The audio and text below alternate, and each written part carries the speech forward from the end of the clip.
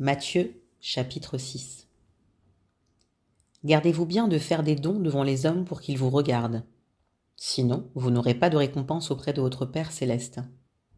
Donc, lorsque tu fais un don à quelqu'un, ne sonne pas de la trompette devant toi, comme le font les hypocrites dans les synagogues et dans les rues, afin de recevoir la gloire qui vient des hommes.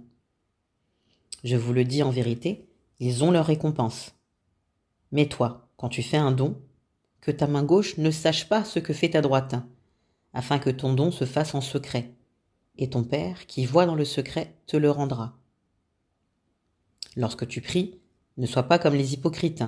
Ils aiment prier debout, dans les synagogues et au coin des rues, pour être vus des hommes. Je vous le dis en vérité, ils ont leur récompense.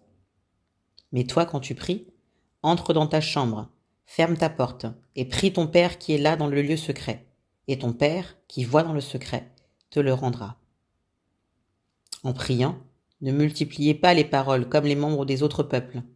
Ils s'imaginent en effet qu'à force de paroles, ils seront exaucés.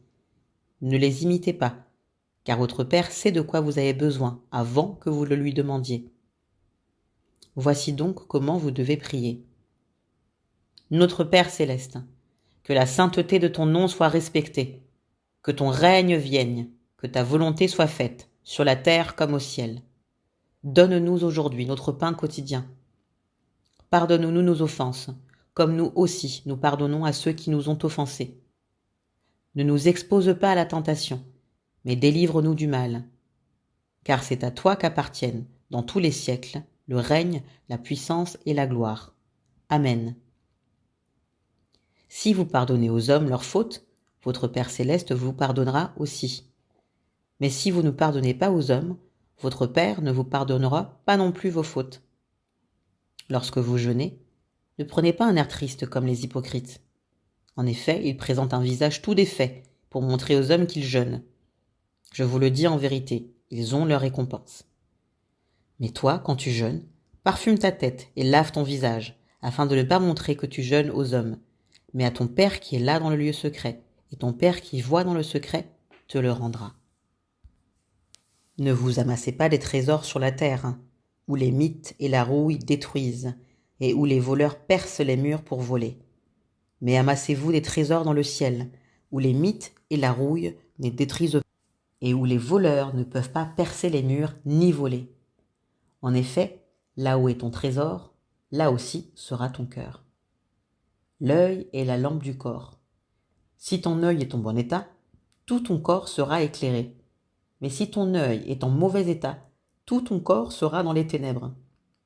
Si donc la lumière qui est en toi est ténèbres, combien ces ténèbres seront grandes? Personne ne peut servir deux maîtres, car ou il détestera le premier et aimera le second, ou il s'attachera au premier et méprisera le second. Vous ne pouvez pas servir Dieu et l'argent. C'est pourquoi je vous dis, ne vous inquiétez pas de ce que vous mangerez pour vivre, ni de ce dont vous habillerez votre corps. La vie n'est-elle pas plus que la nourriture, et le corps plus que le vêtement? Regardez les oiseaux du ciel. Ils ne sèment pas et ne moissonnent pas. Ils n'amassent rien dans des greniers, et votre Père céleste les nourrit. Ne valez-vous pas beaucoup plus qu'eux? Qui de vous, par ses inquiétudes, peut ajouter un instant à la durée de sa vie? Et pourquoi vous inquiétez au sujet du vêtement? Étudiez comment poussent les plus belles fleurs des champs. Elles ne travaillent pas et ne tissent pas. Cependant, je vous dis que Salomon lui-même, dans toute sa gloire, n'a pas eu d'aussi belle tenue que l'une d'elles. Si Dieu habille ainsi l'herbe des champs, qui existe aujourd'hui et qui demain sera jetée au feu, ne le fera-t-il pas bien plus volontiers pour vous, gens de peu de foi? Ne vous inquiétez donc pas, et ne dites pas « Que mangerons-nous? Que boirons-nous? Avec quoi nous habillerons-nous » En effet, tout cela, ce sont les membres des autres peuples qui le recherchent.